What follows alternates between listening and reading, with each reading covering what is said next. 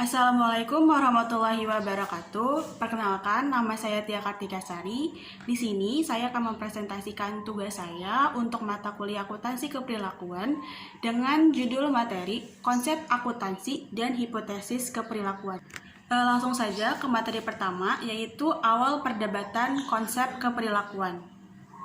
Yang pertama, pengertian perusahaan. Dalam pasal 1, huruf B, Undang-Undang Nomor 3 Tahun 1982 tentang wajib daftar perusahaan, dijelaskan bahwa perusahaan adalah setiap bentuk usaha yang menjalankan setiap jenis usaha yang bersifat tetap dan terus-menerus dan yang didirikan, bekerja serta berkedudukan dalam wilayah Republik Indonesia. Nah, untuk memperoleh keuntungan laba, secara umum pengertian perusahaan itu adalah suatu unit kegiatan produksi yang mengolah sumber ekonomi untuk menyediakan barang dan jasa bagi masyarakat dengan tujuan untuk memperoleh keuntungan dan agar dapat memuaskan kebutuhan masyarakat. Selanjutnya ada tujuan perusahaan. Tujuan perusahaan itu untuk mencapai laba yang optimum, memaksimalkan nilai para pemegang saham, dan untuk mencapai hal tersebut, perusahaan harus dapat meningkatkan kinerja dengan mengelola aktivitas bisnisnya secara efektif, efisien, dan ekonomis. Perusahaan nirlaba ini bertujuan untuk memberikan manfaat bagi masyarakat, seperti melakukan penelitian di bidang kesehatan atau perlindungan terhadap sumber daya alam. Selanjutnya, pemangku kepentingan dalam perusahaan atau yang biasa disebut juga dengan stakeholder atau pemegang saham. Stakeholder itu didefinisikan sebagai kelompok individu yang dukungan diperlukan demi kesejahteraan dan kelangsungan perusahaan. Stakeholder ini tuh dibagi menjadi dua. Yang pertama ada stakeholder primer atau pihak di mana tanpa partisipasinya yang berkelanjutan organisasi tidak dapat bertahan. Yang kedua ada stakeholder sekunder, adalah pihak yang mempengaruhi atau dipengaruhi oleh perusahaan, tetapi mereka tidak terlibat dalam transaksi dengan perusahaan dan tidak begitu penting untuk kelangsungan hidup perusahaan. Materi selanjutnya munculnya perdebatan persepsi. Yang pertama itu ada teori kepemilikan, yaitu agen atau perwakilan atau pengaturan di mana seorang wira swasta atau pemegang saham beroperasi. Sudut pandang dari konsep ini memang kelompok pemilik saham adalah sebagai pusat kepentingan yang dicerminkan dalam cara-cara di mana catatan akuntansi disimpan dan laporan keuangan disusun. Tujuan utama dari teori kepemilikan ini adalah penentuan dari analisis dari kekayaan bersih atau net worth kepemilikan.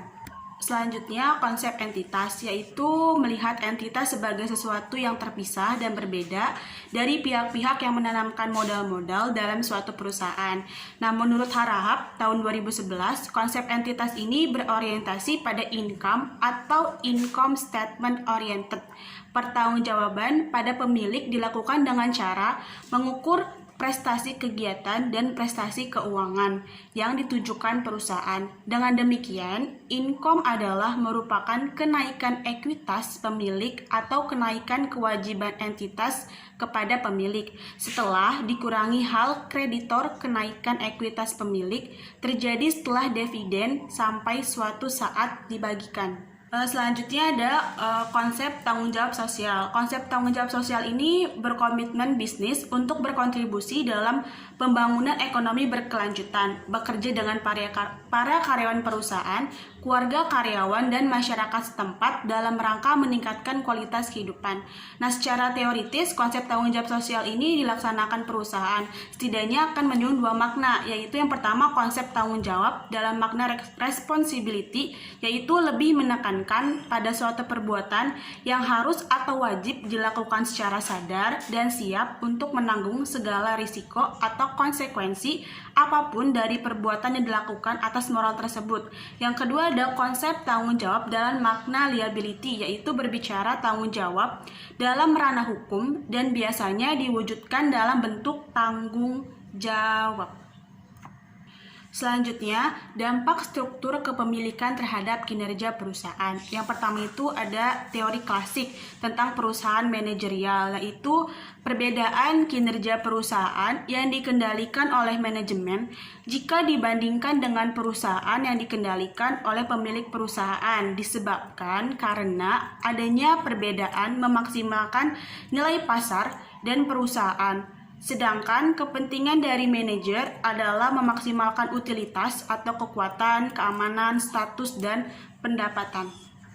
Selanjutnya ada teori keagenan, yaitu menjelaskan suatu hubungan yang berdasarkan pada kontrak yang terjadi antar anggota dalam perusahaan, yakni antara prinsipal atau pemilik dan agen sebagai pelaku utama. Pemilik merupakan pihak yang memberikan mandat kepada agen untuk bertindak atas nama pemilik, sedangkan agen merupakan pihak yang diberikan mandat oleh pemilik untuk menjalankan perusahaan. Selanjutnya, pengaruh teori ekonomi perusahaan. Ilmuwan Levi Strauss dan Jacob Davis adalah wakil dari ekonomi yang mengadopsi konsep entitas serta melihat perusahaan itu sendiri sebagai wira swasta dan keuntungan sebagai penghasilan dari bersih perusahaan. Pandangan ini tentu saja mengeliminasi ketidaksesuaian dari keuntungan tidak dibagi dalam model ekonomi. Konsep kepemilikan sepertinya merupakan perwujudan dari ideologi kapitalis klasik tradisional. Selain itu, perusahaan adalah instrumen yang dimiliki oleh pemegang saham. Sebaliknya, konsep entitas adalah instrumen yang dimiliki oleh pemegang saham atau manajerial, di mana melihat pebisnis dan perusahaan besar digantikan oleh wira swasta. Ideologi ini juga berhubungan dengan tanggung jawab sosial industri yang selama ini konsisten dengan konsep entitas. Selanjutnya, konsekuensi dari sudut pandang yang berbeda. Sebagai akibat dari terjadinya perbedaan dalam memahami dan memandang keuntungan perusahaan menimbulkan konsekuensi dari sudut pandang yang berbeda. Beberapa cara berbeda dalam melihat penanganan kepentingan individual, dividen, dan pajak perusahaan dalam proses penentuan keuntungan menjadi pembahasan yang hangat diperbincangkan. Dari penjelasan tersebut, timbulnya pemahaman yang berbeda mengenai konsep kepemilikan dan konsep entitas dapat dilihat dari perbedaan cara dalam memahami dan memandang keuntungan perusahaan. Selanjutnya, beberapa hipotesis keperilakuan untuk konsep yang berbeda. Yang pertama, ada alasan terjadinya perbedaan pendapat. Budaya adalah pengaruh paling penting yang sangat berbeda antara satu masyarakat dengan masyarakat lain. Ahli antropologi telah menunjukkan bagaimana perbedaan budaya bertanggung jawab atas bermacam-macam perbedaan sikap terhadap banyak hal. Namun, dalam pembahasan ini, budaya total tidak menjadi faktor paling penting karena terdapat perbedaan persepsi dalam satu budaya dengan budaya lain. Selanjutnya, harus dinyatakan bahwa manusia tidak sepenuhnya menyadari seluruh aspek dari struktur nilai mereka atau bermacam sikap yang masuk ke struktur tersebut. Oleh karena itu, mereka tidak sepenuhnya menyadari persepsi mereka terhadap lingkungan tertentu. Selanjutnya, beberapa hipotesis mengenai konsep kepemilikan. Terdapat hipotesis bahwa sebagian besar pemegang saham yang memiliki saham dari perusahaan dalam jumlah yang substansial menganut pandangan kepemilikan. Secara khusus, hal ini terjadi pada pemegang saham yang dimiliki pemegang saham yang memiliki saham biasa dalam kualitas yang substansial. Di sini diakui bahwa sebagian besar praktikum akuntan publik didasarkan pada pandangan kepemilikan, dan mereka yang membahas hal ini sepertinya setuju bahwa hal ini merupakan hasil dari pengadopsian mereka terhadap sudut pandang pemegang saham ketika mereka melakukan audit terhadap banyak perusahaan. Selanjutnya, beberapa hipotesis berkaitan dengan konsep entitas. Terdapat hipotesis bahwa sebagian besar pegawai perusahaan yang tanggung jawabnya didelegasikan menganut konsep entitas, semakin tinggi skala hierarkis dari pegawai, semakin kuat mereka menganut konsep ini. Mayoritas dari pegawai semacam ini, baik secara sadar maupun tidak, memandang entitas sebagai pemilik dari keuntungan ketika mereka mendapatkan aset bersih. Selain itu juga disampaikan hipotesis bahwa isu saham psikologis bagian eksekutif tidak akan mengubah pandangan bahwa kesejahteraan mereka bergantung pada kehidupan keberhasilan entitas. Selanjutnya dapat disimpulkan dari semua materi tersebut.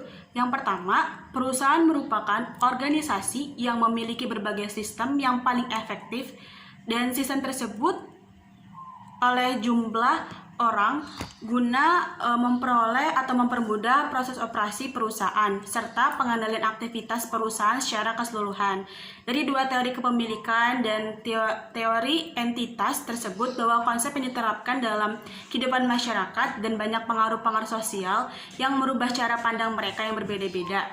Dalam dua sudut pandang berbeda ini, kita dapat mengambil konsep entitas karena pencatatan pemegang saham adalah catatan akuntansi pribadi. Selanjutnya, terdapat hipotesis bahwa sebagian besar pemegang saham yang memiliki saham dari suatu perusahaan dalam jumlah yang substansial menganut pandangan kepemilikan. Sebagian besar pemegang saham yang memiliki saham dari perusahaan dalam jumlah yang substansial menganut pandangan kepemilikan. Terdapat hipotesis bahwa sebagian besar pegawai perusahaan yang tanggung jawabnya didelegasikan menganut konsep entitas, semakin tinggi skala hierarkis dari pegawai ini, semakin kuat mereka menganut konsep ini. Mereka cenderung memandang pemegang saham sebagai bagian yang penting bagi perusahaan, tetapi bukan bagi pemiliknya. Cukup sekian pembahasan dari saya. Kurang lebihnya saya mohon maaf. Wabillahi taufiq wal hidayah. Wassalamualaikum warahmatullahi wabarakatuh.